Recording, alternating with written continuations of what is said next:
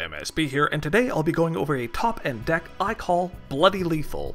I'll really get into the nuts and bolts of card choice so you can get some insight on deck building. This will be covering more advanced topics, so if you found my other videos a bit too light, this one is for you. In my last two videos shown here, I went over decks that were easy to build on a budget. Today's deck is a dream deck, which means there are no limitations and no price caps. And here we have the deck. There's 25 Blood Shards, 1 Life Siphon, 4 Killblades of the Milky Eye, 4 Leeching Burrowers, 4 Darkspire Priestesses, 4 Giant Mosquitoes, 2 Pact of Pains, 4 Crackling Rots, 3 Monsuun Shogun of Windigens, 4 Extinctions, 4 Killipedes, and 1 Darkspire Tyrant. The champion is Benoshi the Ruthless, which can give a troop a +2/+2 buff at the low cost of the life of another troop, which is really minor given the amount of search and retrieve effects that the deck has. Really gives new meaning to the term taking one for the team though.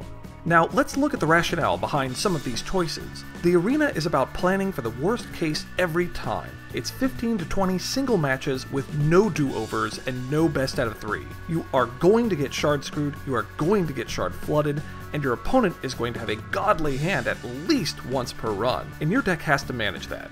While you could go with 23 Blood Shards, or maybe add some Crackling Vortexes to ensure your charge power is up every time you want it, I went with 25 straight Blood Shards to add consistency. While this deck originally ran 4 Darkspire Priestesses and 4 Punishers, I eventually felt that the 3 cost for the 2/2 Punisher, which was inevitably sacrificed for its potential discard effect, was just too slow, and didn't help at all against encounters like Wild Root Dancer and Zarlox, where they can make an army appear without any cards in their hand. Taking these out and putting in 4 Leeching Burrowers refocused the deck to deal quick damage with lots of life drain, instead of trying to control my opponent, and allowed me to shut out any opponent that had a slow start. The Burrowers also provide much of the stickiness that Darkspires have, since with the equipment, you don't much care if 1 or 2 get blown up. They also provide you with the ultimate come-from-behind victory, as with life drain, crush, and speed, even the worst game can be one top deck away from a massive swing. Next, some people choose to run multiple copies of the Darkspire Tyrant, but I found that I really didn't want a copy to hit my hands until all of my Darkspire Priestesses were gone. At 5 cost with a 3 defense, he's not really good unless you've already done a lot of prep work for him, and getting 2 or more in your opening hand basically forces you to mulligan. 1 copy is easy to dig for with the Darkspire draw effects, and great to finish off the game since either effect, the damage or the card draw, should spell the end for your opponent. Reducing down to 1 copy also meant I could free up my head equipment slot, which I didn't like much anyway since it was a random effect. This leads to the next iterative change. This deck initially ran 3 copies of Gortazuma at the 2 cost slot, which can be very effective in specific circumstances.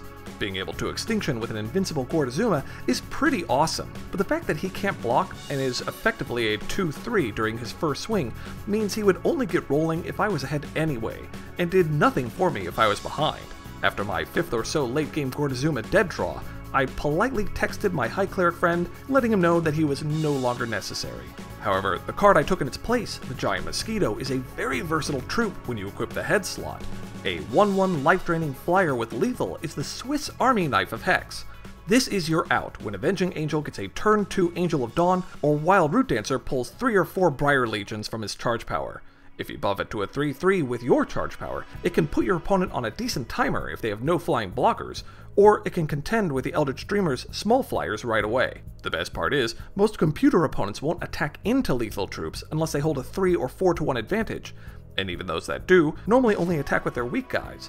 This deck has enough life drain to counteract small hits, and the stall option this gives you in matches like Warbot is amazing. A singleton Life Siphon gives you some finishing power with reach in the late game, and the 4 Extinctions and Crackling Rots provide a significant amount of control. The Killipedes provide you with even more lethal options, and also gives you an alternate win condition with a Toxified counter. Arena opponents will always block the Killipede, sometimes even with multiple troops, so a charge power buff to it ensures your opponent's army will melt away, and the mere presence of it on the field can stop a computer opponent from attacking in. The last addition is 3 Monsuuns, which gives the deck a 2-speed setting. If your opponent is slow and control-y with no early troops, a turn 3 3/3 with Rage 2 is very nice, and can close the door on the match very quickly. If you're against something like the Malice Demon, A tunneled Monsuun ensures you get all the troops you traded back on your side, and, when combined with lethal troops, makes it exceptionally dangerous to your opponent. While the Leeching Burrowers don't really take advantage of this, there are enough troops that this effect is perfect for.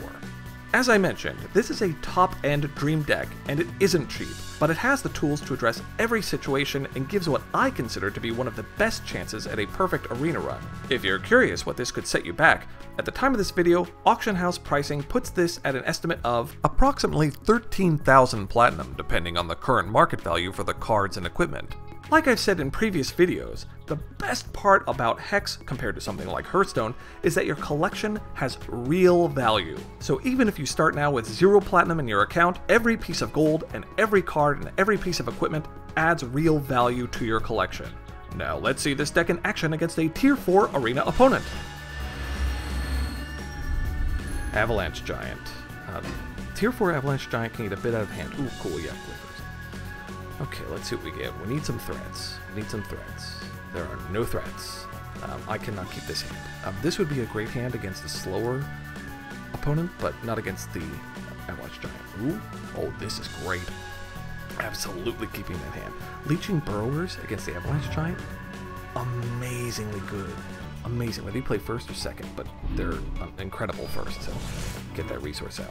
So the Avalanche Giant, his passive is whenever a troop deals damage to a champion, that troop gets +1/+1.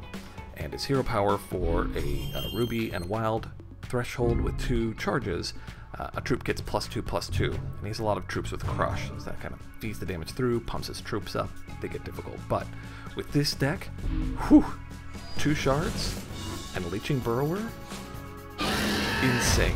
Here we go. This is going to be a fantastic ride. So, because the Leeching Burrower has Crush, Speed, and Life Drain, you just get out of control so fast. Now it's a 3/3. Next turn I'm going to draw my second Leeching Burrower, attack in for 5. I'll be up to 27 health. I mean, even if he drops something, that's fine. Like, I don't care. Okay. 2, what did you got? Gem Snatchers. Okay. So normally if he had a Wild Threshold, that would be a 2/2 with speed, but right now it's just a 1/1 with speed. Yeah, absolutely attack into me. By all means, please go right ahead.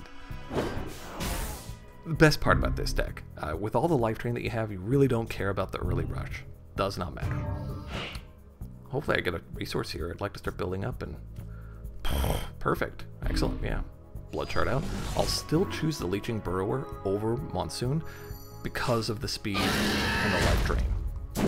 So I will absolutely shoot through 4/5, and then I'll have a 4/4 and a 3/3 Leeching Burrower, which is great.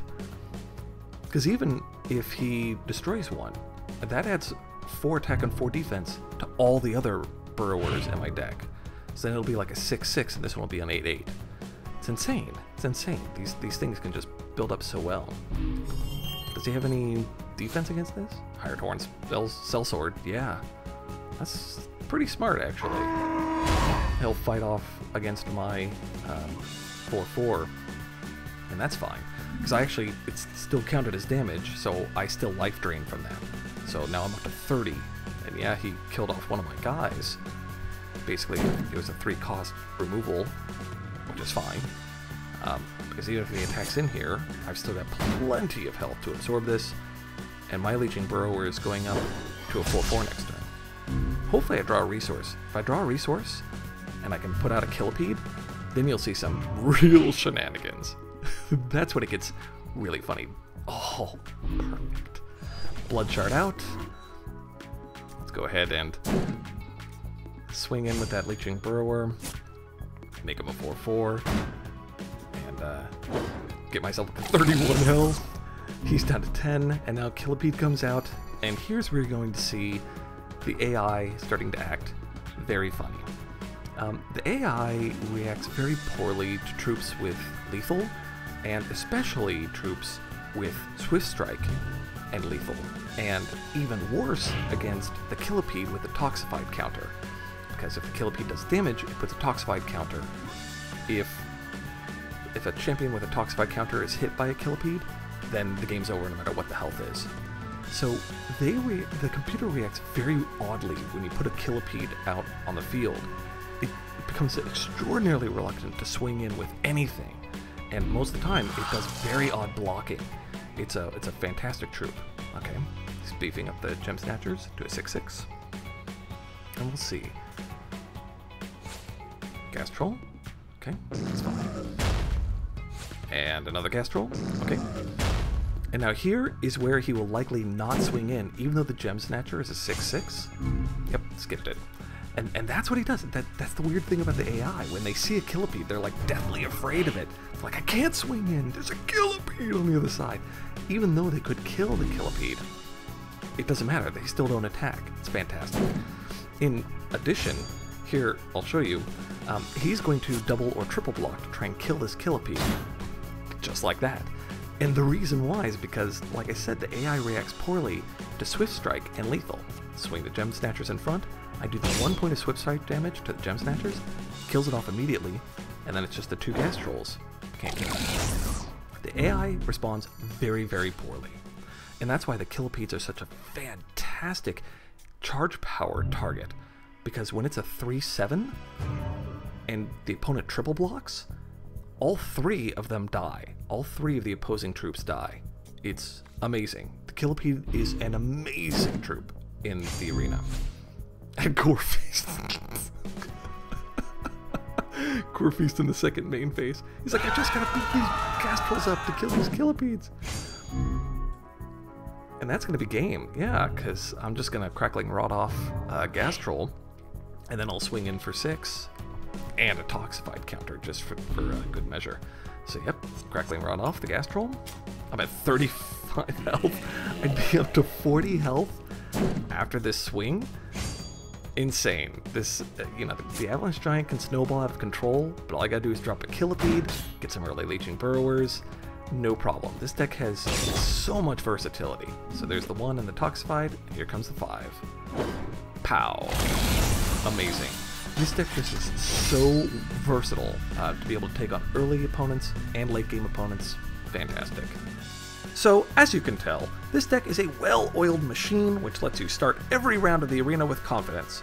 Thanks for watching. If you like this video, please take the time to subscribe, and leave a comment below letting me know what types of videos you'd like to see. As always, I'm MSB, wishing you good games and good times.